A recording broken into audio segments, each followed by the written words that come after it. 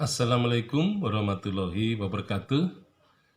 Sebagai warga negara Indonesia yang akan mengabdikan dirinya di negeri yang beraneka ragam ini, maka pengetahuan dan juga pemahaman terhadap kebudayaan Indonesia harus dikuasai,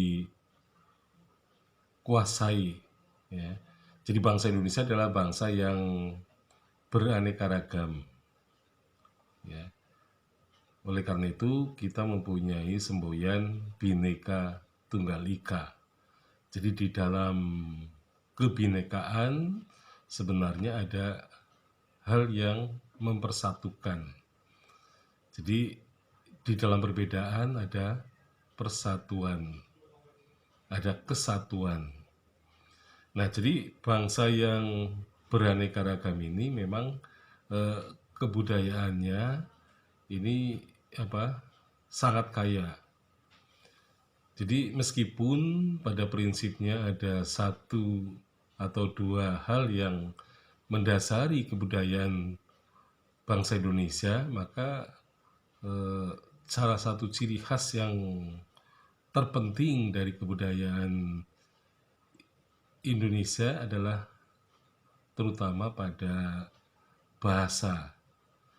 Jadi orang-orang asing melihat bahasa Indonesia atau bahasa-bahasa Indonesia, atau ada yang mengatakan bahasa-bahasa Nusantara, atau ada yang mengatakan bahasa Austronesia, itu merupakan nenek moyang dari bahasa-bahasa Nusantara.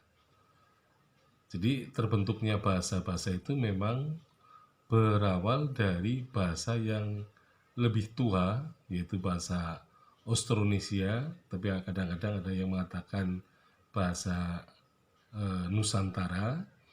Jadi memang sudah dikenal sejak lama, terutama oleh Kekaisaran Cina. Jadi Kekaisaran Cina itu menyebut bahasa Nusantara atau bahasa Austronesia adalah bahasa Kunlun atau bahasa Kwenlun. Nah, jadi yang paling menonjol dalam bahasa Nusantara atau bahasa Austronesia adalah banyaknya kosakata yang berasal dari manusia Austronesia. Nah, sehingga bahasa Austronesia ini terbilang penuturnya terbanyak di dunia. Dan di antara yang terbanyak di dunia, maka bahasa atau bangsa Indonesia adalah penutur yang terbanyak di dalam bahasa Austronesia itu. Nah, bahasa Austronesia itu kemudian melahirkan bahasa-bahasa Jawa, bahasa Jawa kuna, Sunda kuna, Melayu kuna, kemudian bahasa Melayu, Jadi dari bahasa Melayu kemudian menyebar ke seluruh kawasan Nusantara. Jadi karena memang Melayu ini, manusia Melayu itu bergerak kemana-mana, nah sehingga sebarannya cukup luas, Jadi intinya orang sering mengatakan bahwa bangsa Nusantara yang paling menonjol dari segi bahasa adalah Melayu. Tetapi dari jumlah banyaknya kemudian adalah orang Jawa, Jadi dalam sejarah yang berkaitan dengan etnisitas, jadi etnisitas bangsa Indonesia ini keberagamannya sangat tinggi, tetapi rupanya sejak zaman dulu, sebelum penjajah datang, bangsa Indonesia sudah mempunyai hubungan yang sangat baik antar suku-suku itu.